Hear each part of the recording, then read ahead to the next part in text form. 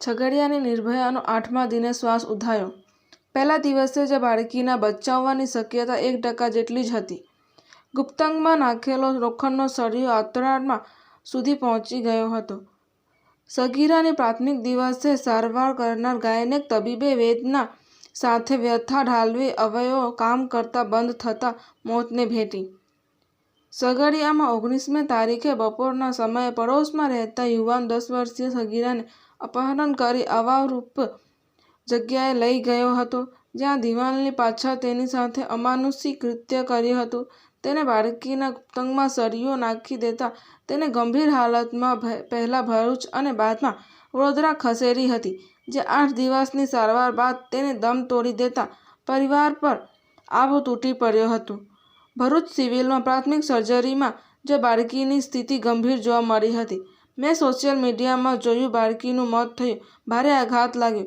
જોકે તે જ્યારે સારવાર માટે અહીં લવાઈ હતી ત્યારથી જ તેની હાલત ખૂબ ગંભીર હતી.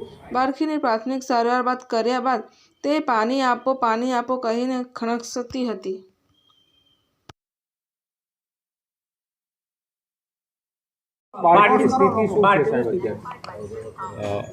બાળકી આજે બપોરે 2 વાગે એના પર બાળકી પર કાર્ડિયાક એરેસ્ટનો પહેલો હુમલો આવ્યો, જેથી બાળકની સ્થિતિ એકદમ ગંભીર બની ગઈ.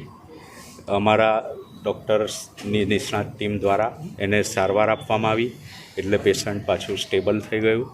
પરંતુ ત્યારબાદ 5:15 બાળકીને ફરીથી બીજો કાર્ડિયાક એરેસ્ટનો હુમલો આવ્યો, જે દરમિયાન પણ અમારા નિષ્ણાત ટીમો ઉપલબ્ધ જ હતી અહીંયા. એ લોકોએ સારવાર આપી, એકદમ ઉચ્ચ કક્ષાની સારવાર આપી, પરંતુ આશરે 6:15 વાગે બાળકીએ દમ તોડી લીધો છે, મરણ જાહેર કરેલ છે. સર, હવે આગળ શું પ્રોસિજર? પોલીસની જે રીતે કાર્યવાહી હોય, કાયદાકીય રીતે જે બી કાર્યવાહી કરવાની થશે એ બધી કરવાની છે. પોસ્ટમોર્ટમ થશે. સર, એટલે એટેકના કારણે એનું અવસાન થયું છે? Cardiac arrest? આમાં ઘણા બધા કારણો ભાગ ભજવે છે. એને અંદર પૂરા શરીરમાં સેપ્સિસ ફેલાઈ ગયું હતું, અને જેના લીધે એના ઓર્ગન્સ પણ ફેલ થયા હતા. એના લીધે આ કાર્ડિયાકનો હુમલો આવી શક્યો છે.